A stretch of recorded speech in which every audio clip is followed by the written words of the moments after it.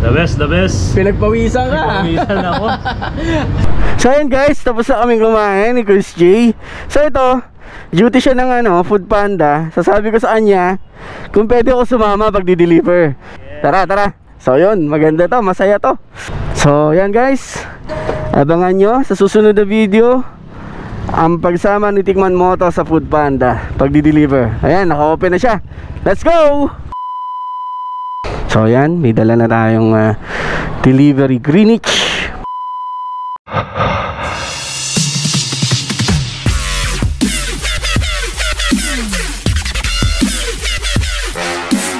So ayan guys, sabi ko nga doon sa unang video, sasamahan natin dito si Chris J na mag Food Panda delivery. So yan, samahan natin siya. Naghihintay pa siya ng booking. Siguro tatambay kami nito sa plaza. Basta susundan ko lang siya. Parang gusto ko rin ma-experience kasi ito mag delivery na pipick up doon sa app. So yun, samahan nyo kami mag-deliver ni Jay Acosta. Let's go! I-booking na? Meron na? Saan tayo? Greenwich Ultimart. Greenwich Ultimart? Okay, sige, tara. Let's go! Naka-excite, bakit ganun? So, Greenwich Ultimart tayo. Pick up ng order. Siguro kakapanood ko ng mga vlog nung iba, ng mga delivery rider. So, pick up daw dito, dala dito. So, parang gusto ko rin siya ma-experience. So tatanong natin mamaya kung saan dadalhin yung pick up ng Greenwich Ultimart. So yun yung Ultimart. Dito tayo magpa-park sa parking area para pick upin ang Greenwich Ultimart. Ah, yung pagkain sa Greenwich, hindi yung Greenwich.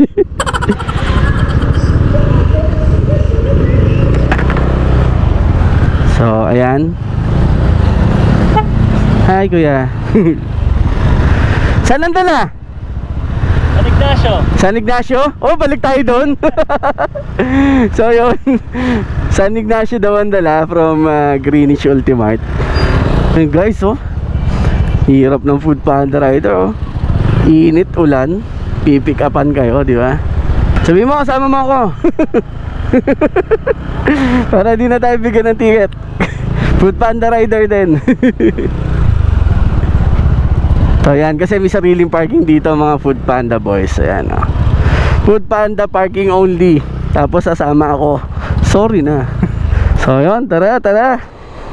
Nakaka-excite naman. Baka magkalimutan, di pa kita nabibigyan. Hello sa mga tropa. Sa mga tropa. Sa mga tropa? Sige, ilan sila? Dami nagkaan eh. Dami nagsabi sa'yo. Ayan. 5 muna, 5. Mamaya ko pa pipikapin yung yung binili ko. Ay, yung pinagawa ko. Kagabi mo lang, sabi sa akin, huwag mo makakalimutan yung ko, ha? Sticker. So, shoutout mo sila. Ito, may na kayo. May sticker na kayo. Bigyan ako may message. So, yun, Greenwich tayo, Greenwich. Yan. Ultimart San Pablo, guys. So, yun. Ayan, Food Panda rin. Guys, kumusta? Saan ang dala niyan? Ingat ka guys. Ayun. Ready na kaya?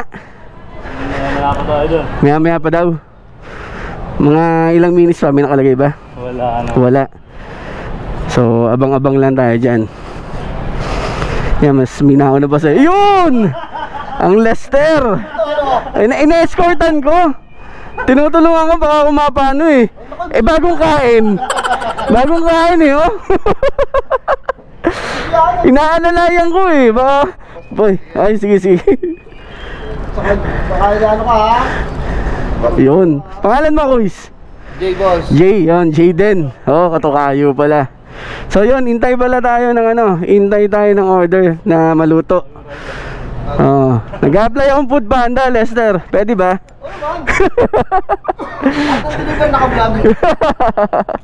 So yun, hintay lang muna tayo guys. A few moments later. So yun, ready na yung order ni Idol. Ito, medyo matagal din kami naghintay. So Kuis, yan na. Ingat po. So tara, tulungan kita. Yun. So yan, may dala na tayong delivery Greenwich. So dadali natin sa Ignacio. Saan sakto sa Ignacio, boss? Ha? First part. First Park. Sa First. Wow. Sa First Park Subdivision. Samahan nyo kaming i-deliver to. Okay natin. Yun. So tara, alis tayo. Ayan na. Napunta na kaming First sa San Ignacio, First Park Subdivision. So yun, social yung ating social yung ating customer sa First. Kasi pag second na hindi na social, char. So yun guys, sa mga makakapanood nito, doon sa mga umu-order sa Food Panda Rider, tingnan nyo naman kung gaano kahirap mag-deliver. Mainit. Tapos kapag umulan yan, paambon-ambon, walang tigil yan, dire-diretso sila, di ba? So kung may extra naman tayo guys, bigyan naman natin sila ng tip, di ba? Malaki man yan o maliit, malaking bagay na yan para sa kanila, di ba? Parehas naman yung trabaho nila. I mean, nagtatrabaho sila ng parehas at legal, di ba? So yun, tulungan natin sila, suportahan natin ang mga Food Panda Rider natin guys. So mahirap no sa traffic pag matagal. Ang init no, di ba? So yan guys, kaya nalilitso iba. Ito traffic light dito, matagal. Tagal ng traffic light. 190. Oo, 100 plus oh. So dun po sila natatagalan. So yan guys, pakita ko lang din sa inyo kung ano yung ginagawa ng isang Food Panda Rider or Delivery Rider bago makarating sa inyo yung mga order nyo. I mean, marami silang dinadaan ng medyo mahirap din naman, di ba? Sa pag-iintay ng food, kung gaano katagal ibibigay ni vendor. Tapos ayan, sa mga traffic lights, kapag may traffic, sa init, lahat yan nararanasan nila. Appreciate na lang na din natin sila, di ba? So alam ko naman marami din sa inyo yung kung magbigay ng tip bonggang-bongga, di ba? Yung keep the change, di ba? So yun, pagpatuloy lang din natin yon, malaking bagay na yun sa kanila.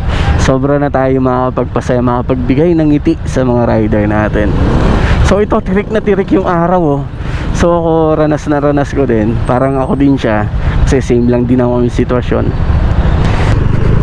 So dito na tayo sa First Park Homes. Ayan. Pero na rin sana akong bahay dito eh. Mas pinili ko lang yung big bike bilhin. Char. So ayan, hinihinga ng ID dito. Good thing for security, di ba? So siguro payag na sila na isang ID para sa amin dalawa na yan. So wala yung bahay, yun gusto ko. One day soon, di ba? So ito yung isa pang mahirap sa pagpo-Food Panda, yung hahanapin yung bahay nyo, yung bahay ng customer. Kasi syempre hindi naman kilala kayo, di ba? Hindi naman kayo magkakilala.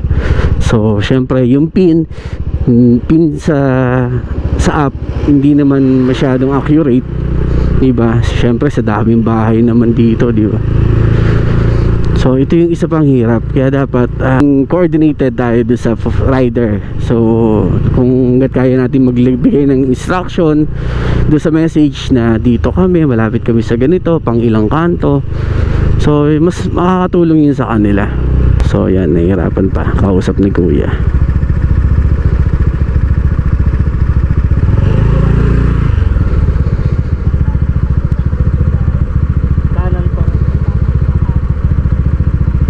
Medyo nahihirapan si kuya, ayoko naman makialam. Siya mas may alam yan kung paano maghanap, diba? So sunod-sunod lang tayo sa kanya. Hirap neto, hirap yan. Problema niya pag natagalan ka pa kakahanap. Alam ko may demerits pa yan dun sa tagal mo bago ma-deliver eh, diba? Ang problema nga, mahirap hanapin. Kasi nga parang wala pang mga nakalagay na block number, lot number yo. So wala pa guys. Kaya medyo mahirap talaga maghanap. Anong block, di ba? Kasi nga bago tong subdivision na to. Ayun, yun. Nasa labas na. Tingin ko ito na yon. Ayan na. Oo. So ayan na. Nakita ko na.